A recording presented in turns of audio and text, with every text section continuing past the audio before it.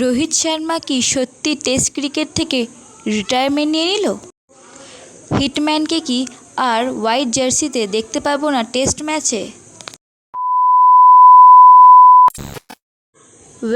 Hitman Rohit Sharma তার Instagram স্টোরিতে রোহিত শর্মার টেস্ট ম্যাচ থেকে রিটায়ারমেন্ট নেওয়ার ঘোষণা করে। ইনস্টাগ্রাম স্টোরিতে তার ক্যাপের নিচে রোহিত শর্মা লিখেছিলেন যে উনি টেস্ট ক্রিকেট থেকে রিটায়ারমেন্ট নিচ্ছেন, কিন্তু ওডিআই ফরম্যাটে তিনি খেলে যাবেন। এই নিউজটা বাকিদের কাছে একটা খবর হতে পারে, কিন্তু হিটম্যানের ফ্যান্সদের কাছে এটা একটা শকিং নিউজ। রোহিত শর্মার রিটায়ারমেন্টের পরেই সবাই MS ধোনির সাথে রোহিত শর্মার তুলনা করছে।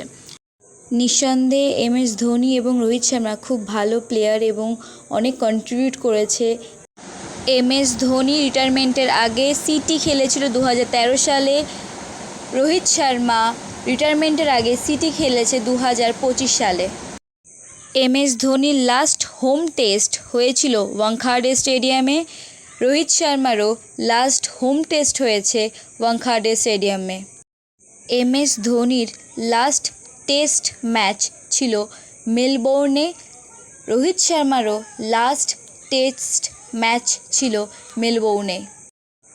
এছাড়াও দুজনের মধ্যে আরেকটি মিল আছে। MS ধোনি রাত 7:29 রিটায়ারমেন্ট করেছিল। সেম রোহিত শর্মা 7:29 তার রিটায়ারমেন্ট ঘোষণা করে। এর আগে বিরাট কোহলি রিটায়ারমেন্ট নিয়েছে T20 IS। Rohit Sharma retire নিল T20 IS এবং টেস্ট। এরই সঙ্গে বলা যেতে পারে MS ধোনি, বিরাট কোহলি, রোহিত শর্মার যে একটা এরা শুরু হয়েছিল, সে এরাটা আস্তে আস্তে সমাপ্ত হচ্ছে। টেস্ট ম্যাচে ক্রিকেটে রোহিত শর্মার অবদান দেখে আমরা সবাই এটাই বলতে পারি, থ্যাংক ইউ রোহিত শর্মা। ভিডিওটা যদি ভালো লেগে থাকে please like, comment, share. Thank you for watching.